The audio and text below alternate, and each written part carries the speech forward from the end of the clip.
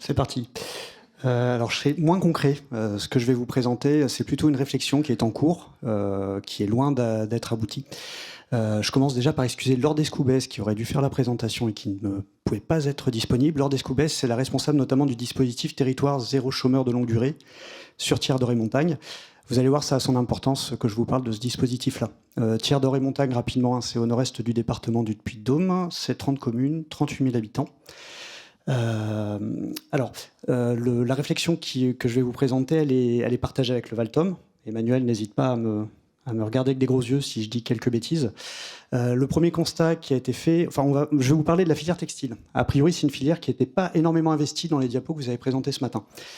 Pourtant, la filière textile, on considère sur notre territoire qu'il y a 30% du volume qui n'est pas orienté au bon endroit, volume de déchets. En titre d'illustration, 5% des déchets d'ordures ménagères contiennent du textile.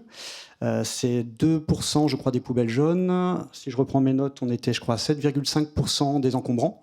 Donc là, il y a un vrai problème d'orientation et donc de traitement de ces déchets-là. Alors aujourd'hui, on a des problèmes de collecte déjà avec des bornes, vous savez, vous connaissez peut-être les relais Emmaüs, avec des bornes qui sont pas assez nombreuses, une fréquence de collecte qui n'est pas assez dense et des problèmes de vandalisme, et ce qui fait que la matière parfois se dégrade à l'intérieur. Donc tout l'enjeu de la réflexion, c'est de dire comment on améliore l'apport du déchet, comment on améliore la collecte, comment on améliore le traitement, et ensuite comment on le renvoie vers les bonnes filières, sachant qu'il y a plein d'étapes, notamment au moment du tri, avant envoi vers les industriels qui peuvent faire traiter la matière, à réfléchir. Moi, c'est une minute, c'est très court. Je précise une chose, c'est que il semblerait qu'il y a une grosse partie de la matière qui est collectée, qui en fait est vendue à l'étranger. Donc on est très très loin de l'économie circulaire en la matière.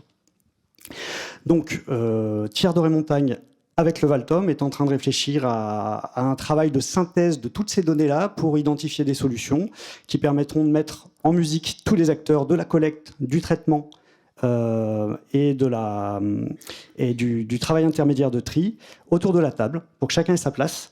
Et c'est là où les entreprises à but d'emploi pourraient avoir leur place parce qu'il y a notamment une étape importante qui est le fait de récupérer la matière et d'enlever tout ce qui est bouton, fermeture éclair, ce qu'on appelle déferrer, qui est de trier la matière en fonction des couleurs, des matériaux.